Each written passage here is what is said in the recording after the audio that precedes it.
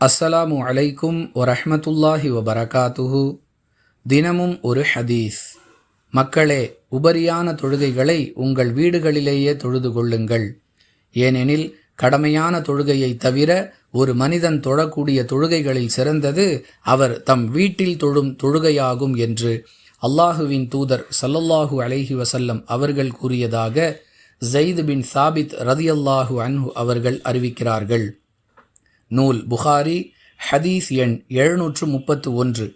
அன்பிற்குரிய அல்லாஹுவின் நல்லடியார்களே, கடமையான தொழுகையை ஆண்கள் இமாம் ஜமாத்துடன் தொழ வேண்டும் என்று மார்க்கத்தில் வலியுறுத்தப்பட்டிருக்கிறது. அவற்றை தவிர கடமையான தொழுகைக்கு முன்னும் பின்னும் உள்ள சுன்னத்தான தொழுகைகள் மற்றும் உள்ள உபரியான தொழுகைகள் அனைத்தையும் வீட்டில் தொழுவதற்கான பயிற்சியை நாம் மேற்கொள்ள வேண்டும்.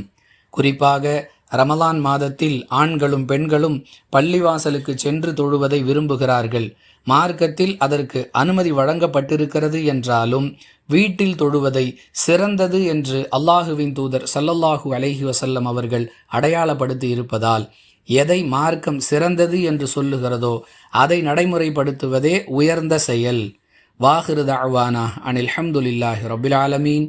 அஸ்ஸலாமு அலைக்கும் வரஹ்மத்துல்லாஹி வபரகாத்துஹு.